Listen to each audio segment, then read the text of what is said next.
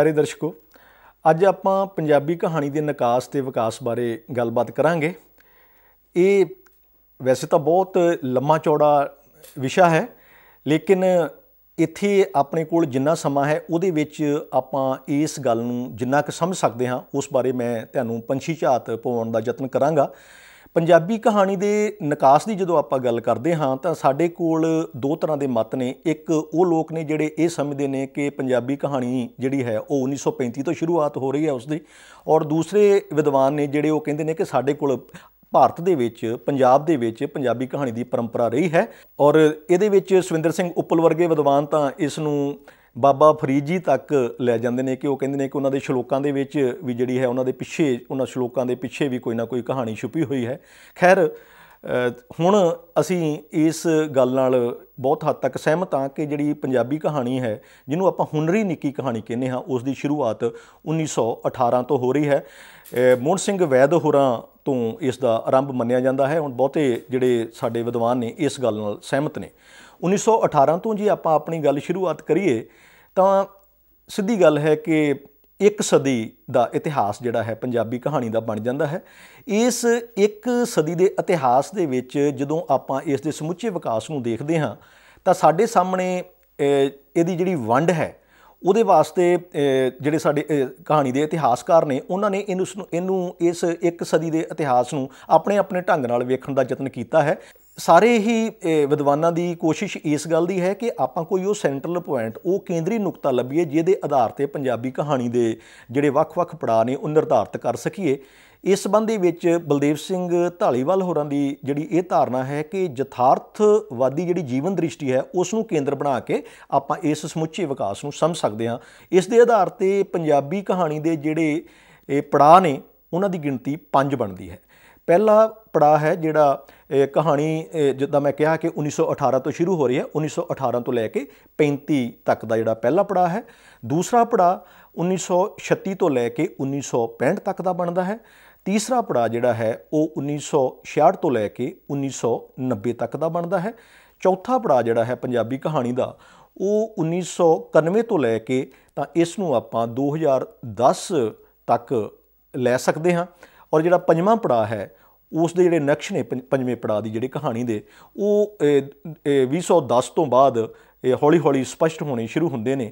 इस मुताबक ये 5 पड़ाव जिहड़े ने वो पंजाबी कहानी दे बनदे ने। इस दे मुताबक जिहड़ा पहला पड़ाव है पंजाबी कहानी का उसनूं जिहड़ा नाम दिता गया है विशेषण ला के यथार्थवाद दे नाल एक विशेषण ला के वो है आदर्शवादी यथार्थवादी पंजाबी कहानी। जिहड़ा पहला पड़ाव है उस कहानी का आदर्शवादी इस करके कहा गया कि उस दौर के जिहड़े लेखक ने जिवें मोहन सिंह वैद ने जां उन्हां तो इलावा चरण सिंह शहीद ने, नानक सिंह ने, गुरबख्श सिंह प्रीतलड़ी ने, ये जिहड़े सारे कहानीकार ने ये इन्हां दे सामने कोई ना कोई जीवन का आदर्श पिया है बंदे नूं वधिया बनाउण दा। वो अपनी कहानी राहीं कोई संदेश देना चाहुंदे ने और इस गल करके उन्हां नूं अपनी कहानी नूं एक खास दिशा वल भी लिजाना पै जावे। पात्रां नूं तरोड़ मरोड़ के भी जां कहानी दे सारा जिहड़ा अंदरूनी सरचना उन्होंने तोड़ मरोड़ के भी एक खास सिद्धत दिशा वल लिजाना पवे अपने मनोरथ की सिद्धि वल तां वो लिजांदे ने। उन्हां लई जिहड़ा आदर्श है वो प्रमुख है। इस करके इस पड़ाव की कहानी नूं आदर्शवादी यथार्थवादी पंजाबी कहानी कहा जाता है। उस तो बाद जिहड़ी 1936 तो लैके 1965 का जिहड़ा दौर है इस दौर दे विच इस दौर की जिहड़ी कहानी है इसनूं जिहड़ी यथार्थवादी जिहड़ी प्रगतिवादी यथार्थवादी किस्म की कहानी है उहदे वजों परिभाषित किया जाता है। इहदा जिहड़ा विशेषण लाउण दा कारण यह है कि उस समय प्रगतिवाद का बहुत बोलबाला सी। विशेष तौर पर जिहड़ी प्रगतिवादी मूवमेंट है रशियन इनकलाब तो बाद वो समुचे संसार के साहित्य नूं प्रभावित कर रही सी। पंजाबी साहित्य दे विच भी उसका जिहड़ा प्रभाव है वो पैंदा है। और ये जिहड़े लेखक ने इस दौर के जिहदे विच संत सिंह सेखों ने, सुजान सिंह ने जां इस दौर का जिहड़ा एक बहुत बाद दे विच कहानीकार जिहड़ा मॉडल कहानीकार बन गया कुलवंत सिंह विरक होरी वो इस दौर दे विच उभर के सामने आउंदे ने। ਔਰ ਇਹਨਾਂ ਦੀ ਜਿਹੜੀ ਕਹਾਣੀ ਹੈ ਉਹਦੇ ਨਾਲ ਪੰਜਾਬੀ ਕਹਾਣੀ ਇੱਕ ਨਵੀਂ ਕਰਵਟ ਲੈਂਦੀ ਹੈ ਇਸ ਦੂਜੇ ਦੌਰ ਦੇ ਵਿੱਚ ਆਣ ਕੇ, ਕਿਉਂਕਿ ਇਹ ਕਹਾਣੀਕਾਰ ਜੀਵਨ ਦਾ ਜਿਹੜਾ ਆਸੇ-ਪਾਸੇ ਜਿਹੜਾ ਯਥਾਰਥ ਹੈ ਉਸ ਨੂੰ ਆਪਣੀਆਂ ਕਹਾਣੀਆਂ ਦੇ ਵਿੱਚ ਲੈ ਕੇ ਆ ਰਹੇ ਨੇ, ਔਰ ਉਹਨਾਂ ਦੀ ਕੋਸ਼ਿਸ਼ ਹੈ ਕਿ ਇਸ ਜੀਵਨ ਯਥਾਰਥ ਨੂੰ ਜਿੰਨਾ ਸੂਖਮ ਢੰਗ ਦੇ ਨਾਲ, ਜਿੰਨਾ ਵਧੀਆ ਢੰਗ ਦੇ ਨਾਲ ਸਮਝਿਆ ਜਾ ਸਕਦਾ ਹੈ ਉਹ ਉਸ ਨੂੰ ਸਮਝਣ ਦਾ ਯਤਨ ਕੀਤਾ ਜਾਵੇ। ਇਸ ਕਰਕੇ ਲੇਕਿਨ ਇਹਦੇ ਬਾਵਜੂਦ ਵੀ ਪ੍ਰਗਤੀਵਾਦ ਜਿਹੜਾ ਹੈ ਕਿ ਕੋਈ ਖਾਸ ਸੋਚ ਤੋਂ ਪ੍ਰਭਾਵਿਤ ਹੋ ਕੇ ਕਹਾਣੀ ਲਿਖਣ ਵਾਲੀ ਜਿਹੜੀ ਭਾਰੂ ਰੁਚੀ ਹੈ ਉਹ ਇਸ ਦੌਰ ਦੀ ਕਹਾਣੀ ਦੇ ਵਿੱਚ ਦੇਖਣ ਨੂੰ ਮਿਲਦੀ ਹੈ। ਇਸ ਕਰਕੇ ਇਸ ਨੂੰ ਪ੍ਰਗਤੀਵਾਦੀ ਯਥਾਰਥਵਾਦੀ ਕਿਸਮ ਦੀ ਕਹਾਣੀ ਦਾ ਦੌਰ ਜਿਹੜਾ ਹੈ ਉਹ ਕਿਹਾ ਜਾਂਦਾ ਹੈ। ਤੀਸਰਾ ਦੌਰ ਆਉਂਦਾ ਹੈ ਜਿਸ ਨੂੰ ਵਸਤੂਮੁਖ ਯਥਾਰਥਵਾਦੀ ਕਹਾਣੀ ਕਿਹਾ ਜਾਂਦਾ ਹੈ। ਉਸ ਦੌਰ ਦੇ ਵਿੱਚ ਦੀ ਜਿਹੜੀ ਸ਼ੁਰੂਆਤ ਹੈ, ਜਿਵੇਂ ਮੈਂ ਪਹਿਲਾਂ ਕਿਹਾ ਕਿ 1966 ਤੋਂ ਲੈ ਕੇ 1990 ਤੱਕ ਦਾ ਜਿਹੜਾ ਦੌਰ ਹੈ, ਇਹ ਲਗਭਗ ਇਹ 25 ਸਾਲ ਦਾ ਦੌਰ, ਇਹਦੇ ਵਿੱਚ ਪੰਜਾਬੀ ਕਹਾਣੀ ਬਹੁਤ ਵਧੀਆ ਢੰਗ ਦੇ ਨਾਲ, ਉਹ ਭਾਵੇਂ ਵਸਤੂਗਤ ਰੂਪ ਦੇ ਵਿੱਚ ਹੋਵੇ ਜਾਂ ਉਸ ਦੇ ਪ੍ਰਗਟਾਵੇ ਦੇ ਰੂਪ ਦੇ ਵਿੱਚ ਹੋਵੇ, ਵਿਧਾਗਤ ਰੂਪ ਦੇ ਵਿੱਚ ਹੋਵੇ, ਉਹਦੇ ਬਰਤਾਂਤਕ ਪੈਟਰਨ ਦੇ ਤੌਰ ਤੇ ਹੋਵੇ, ਬੜਾ ਵਿਕਾਸ ਕਰਦੀ ਹੈ ਇਸ ਦੌਰ ਦੇ ਵਿੱਚ ਕਹਾਣੀ। ਇਹਦਾ ਜਿਹੜਾ ਇਸ ਦੌਰ ਦਾ ਜਿਹੜਾ ਕਹਾਣੀਕਾਰ ਹੈ ਉਸ ਦੇ ਸਾਹਮਣੇ ਪਹਿਲੇ ਦੂਸਰੇ ਦੌਰ ਦੇ ਕਹਾਣੀਕਾਰਾਂ ਨਾਲੋਂ ਫਰਕ ਇਸ ਗੱਲ ਵਿੱਚ ਆ ਰਿਹਾ ਹੈ ਕਿ ਇਹ ਜਿਹੜਾ ਕਹਾਣੀਕਾਰ ਹੈ ਇਸ ਦੌਰ ਦਾ, ਤੀਜੇ ਦੌਰ ਦਾ, ਉਹ ਯਥਾਰਥ ਨੂੰ ਤਾਂ ਸਮਝਣ ਦਾ ਯਤਨ ਕਰ ਰਿਹਾ ਹੈ, ਯਥਾਰਥ ਨੂੰ ਆਪਣੀਆਂ ਕਹਾਣੀਆਂ ਵਿੱਚ ਵੀ ਲੈ ਕੇ ਆਉਣ ਦਾ ਯਤਨ ਕਰ ਰਿਹਾ ਹੈ, ਲੇਕਿਨ ਉਹ ਸਾਰੇ ਕੁਝ ਨੂੰ ਬੜਾ ਬੇਕਿਰਕ ਹੋ ਕੇ ਮਤਲਬ ਪ੍ਰਗਟਾਉਂਦਾ ਹੈ ਆਪਣੀਆਂ ਕਹਾਣੀਆਂ ਦੇ ਵਿੱਚ। ਬੰਦੇ ਦੀ ਜਿਹੜੀ ਟੁੱਟ ਭੱਜ ਹੈ, ਜਿਹੜੀ ਸਮੁੱਚੀ ਬੰਦੇ ਦੀ ਟੁੱਟ ਭੱਜ ਹੈ, ਥਿੜਕਿਆ ਹੋਇਆ ਬੰਦਾ ਜਿਹੜਾ ਹੈ ਉਸ ਦੌਰ ਦਾ, ਉਹਦੇ ਅੰਦਰਲੀ ਜਿਹੜੀ ਸਮੁੱਚੀ ਨਿਰਾਸ਼ਾ ਹੈ, ਉਹਦੇ ਅੰਦਰਲਾ ਜਿਹੜਾ ਸਮੁੱਚਾ ਵਗੋਚਾ ਹੈ, ਉਹ ਇਹਨਾਂ ਕਹਾਣੀਆਂ ਦੇ ਵਿੱਚ ਪ੍ਰਗਟ ਹੋ ਰਿਹਾ ਹੈ। ਔਰ ਇਹਨਾਂ ਕਹਾਣੀਕਾਰਾਂ ਦਾ ਜਿਹੜਾ ਇੱਕ ਹੋਰ ਜਿਹੜਾ ਤੀਜੇ ਪੜਾਅ ਦੀ ਕਹਾਣੀ ਦਾ ਇੱਕ ਵਿਸ਼ੇਸ਼ ਲੱਛਣ ਬਣ ਕੇ ਉੱਭਰਦਾ ਹੈ, ਉਹ ਹੈ ਕਿ ਦੂਸਰੇ ਪੜਾਅ ਦਾ ਜਿਹੜਾ ਕਹਾਣੀਕਾਰ ਨੇ, ਉਹਨਾਂ ਸਾਹਮਣੇ ਆਪਣੀ ਕਹਾਣੀ ਦੇ ਵਿੱਚ ਇਸ ਗੱਲ ਲਈ ਬਲ ਹੈ ਕਿ ਕਹਾਣੀ ਵਿੱਚ ਕੀ ਵਾਪਰ ਰਿਹਾ, ਅੱਗੇ ਕੀ ਵਾਪਰੇਗਾ, ਇਸ ਗੱਲ ਤੋਂ ਨੈਕਸਟ ਜਿਹੜਾ ਇਸ ਤੋਂ ਅਗਲੀ ਗੱਲ ਕੀ ਹੋਵੇਗੀ, ਉਸ ਗੱਲ ਵੱਲ ਵਧੇਰੇ ਜ਼ੋਰ ਹੈ ਆਪਣੀ ਕਹਾਣੀ ਨੂੰ ਰਚਦਿਆਂ ਹੋਇਆਂ। ਜਿਹੜਾ ਤੀਸਰੇ ਪੜਾਅ ਦੇ ਕਹਾਣੀਕਾਰ ਨੇ ਉਹ ਇਸ ਗੱਲ ਵੱਲ ਜ਼ਿਆਦਾ ਦਬਾਅ ਜਾਂ ਉਹਨਾਂ ਦਾ ਜਿਹੜਾ ਉਹਨਾਂ ਦਾ ਬਰਤਾਂਤਕ ਝੁਕਾਅ ਹੈ ਉਹ ਇਸ ਗੱਲ ਵੱਲ ਹੁੰਦਾ ਹੈ ਕਿ ਇਹ ਸਭ ਵਾਪਰ ਕਿਉਂ ਰਿਹਾ ਹੈ। ਉਹ ਇਸ ਗੱਲ ਦੀ ਗਹਿਰਾਈ ਵਿੱਚ ਜਾਂਦੇ ਨੇ ਕਿ ਜੇ ਮਨੁੱਖ ਦੀ ਟੁੱਟ ਭੱਜ ਹੈ, ਜੇ ਰਿਸ਼ਤਿਆਂ ਦੇ ਵਿੱਚ ਇਸ ਕਿਸਮ ਦੀ ਮਕਾਨਕੀਰਤਾ ਆ ਗਈ ਹੈ, ਰਿਸ਼ਤਿਆਂ ਦੇ ਵਿੱਚ ਉਹ ਪਹਿਲੇ ਵਰਗੀ ਗੱਲ ਨਹੀਂ ਰਹੀ, ਜਾਂ ਮਨੁੱਖ ਜਿਹੜਾ ਹੈ ਉਹ ਬਿਲਕੁਲ ਵਗੋਚਿਆ ਪਿਆ ਹੈ, ਤਾਂ ਉਹ ਇਸ ਗੱਲ ਦੀ ਜਿਹੜੇ ਪਿਛੋਕੜ 'ਚ ਜਿਹੜੇ ਦਾਰਸ਼ਨਿਕ ਪਹਿਲੂ ਨੇ ਉਹਨਾਂ ਨੂੰ ਸਮਝਣ ਦਾ ਯਤਨ ਕਰ ਰਹੇ ਨੇ ਆਪਣੀਆਂ ਕਹਾਣੀਆਂ ਦੇ ਵਿੱਚ।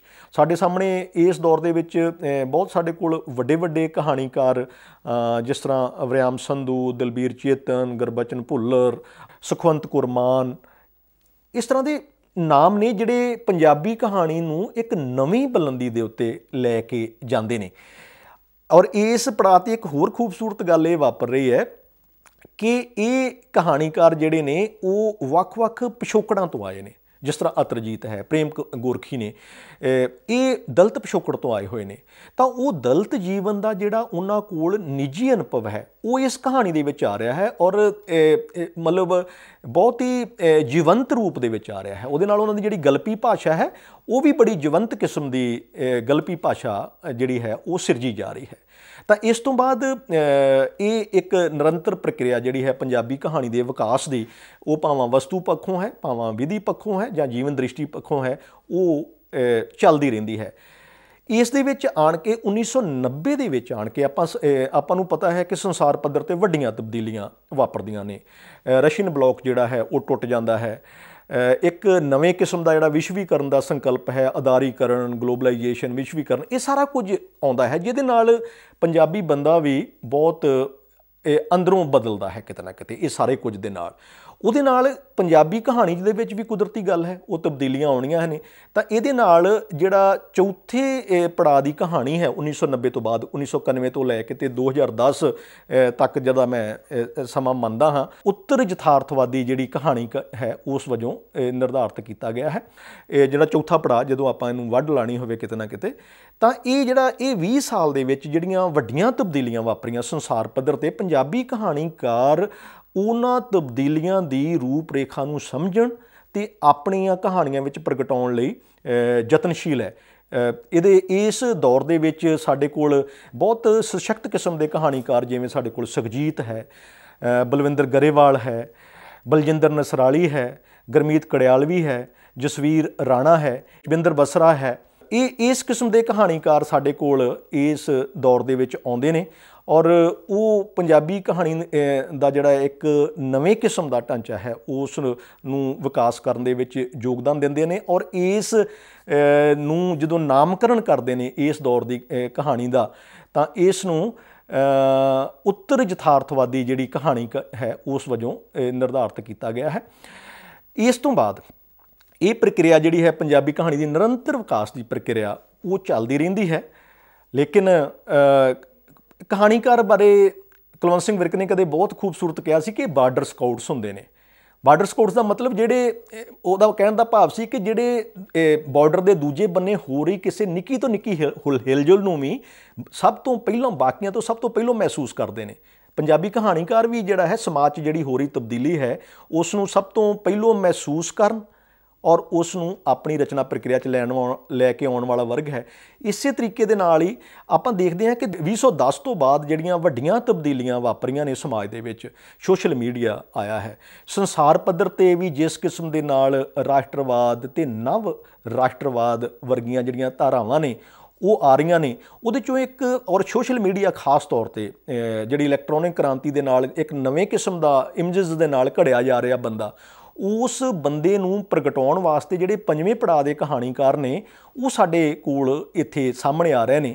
ਇਹਨਾਂ ਕਹਾਣੀਕਾਰਾਂ ਨੇ ਇਹ ਜਿਹੜਾ ਨਵਾਂ ਜੀਵਨ ਯਥਾਰਥ ਜਿਹੜਾ ਹੈ ਸਾਡੇ ਸਾਹਮਣੇ ਜੋ ਨਵਾਂ ਪ੍ਰਵੇਸ਼ ਹੈ ਉਸ ਨੂੰ ਪ੍ਰਗਟਾਉਣ ਲਈ ਆਪਣੀ ਕਹਾਣੀਆਂ ਲਈ ਔਲ ਰਹੇ ਨੇ, ਯਤਨਸ਼ੀਲ ਨੇ। ਔਰ ਇਹਦੇ ਵਿੱਚ ਵਿਸ਼ੇਸ਼ ਤੌਰ 'ਤੇ ਜਿੱਦਾਂ ਸਾਂਵਲ ਧਾਮੀ ਦੀਆਂ ਕਹਾਣੀਆਂ ਨੇ, ਸੁਖਪਾਲ ਸਿੰਘ ਥਿੰਦ ਦੀਆਂ ਕਹਾਣੀਆਂ ਨੇ, ਦੀਪਤੀ ਬਬੂਟਾ ਹੈ, ਸਰਗੀ ਹੈ, ਤ੍ਰਿਪਤਾ ਕੇਸ ਸਿੰਘ ਹੈ, ਇਹ ਜਿਹੜੇ ਨਵੇਂ ਦੌਰ ਦੇ ਕਹਾਣੀਕਾਰ ਨੇ ਜਿਹੜੇ ਅਜੋਕੀ ਕਹਾਣੀ ਦੇ ਵਿੱਚ ਇਹ ਜਿਹੜੀਆਂ ਨਵੀਆਂ ਤਬਦੀਲੀਆਂ ਨੇ, ਨਵੀਆਂ ਸਮਾਜ ਦੀਆਂ ਜਿਹੜੀਆਂ ਨੂੰ ਕਹਾਂ ਗੁੰਝਲਾਂ ਨੇ, ਨਵੇਂ ਮਨੁੱਖ ਦੇ ਜਿਹੜੇ ਨਵੇਂ ਸੰਤਾਪ ਨੇ, ਉਸ ਦੀਆਂ ਜਿਹੜੀਆਂ ਨਵੀਆਂ ਉਡਾਨਾਂ ਨੇ, ਉਸ ਦੀਆਂ ਨਵੀਆਂ ਚਾਹਤਾਂ ਨੇ ਜਿਹੜੀਆਂ ਕਿ ਉਸ ਨੂੰ ਆਸ-ਪਾਸ ਦੇ ਸਮਾਜ ਨੇ ਦਿੱਤੀਆਂ ਨੇ, ਉਹਨਾਂ ਨੂੰ ਆਪਣੀ ਕਹਾਣੀ ਵਿੱਚ ਲੈ ਕੇ ਆ ਰਹੇ ਨੇ। ਇਸ ਤਰੀਕੇ ਦੇ ਨਾਲ ਪੰਜਾਬੀ ਕਹਾਣੀ ਨਿਰੰਤਰ ਵਿਕਾਸ ਕਰਦੀ ਹੋਈ ਅਜੋਕੇ ਆਧੁਨਿਕ ਮਨੁੱਖ ਦੀਆਂ ਗੁੰਝਲਾਂ, ਉਸ ਦੇ ਮਨ ਦੇ ਸੰਤਾਪਾਂ ਨੂੰ ਪ੍ਰਗਟਾਉਂਦਿਆਂ ਹੋਇਆਂ ਨਿਰੰਤਰ ਵਿਕਾਸ ਕਰਦੀ ਹੋਈ ਆਪਣੀ ਯਾਤਰਾ ਵਿੱਚ, ਆਪਣੇ ਸਫ਼ਰ 'ਤੇ ਅੱਗੇ ਹੀ ਅੱਗੇ ਵਧਦੀ ਜਾ ਰਹੀ ਹੈ।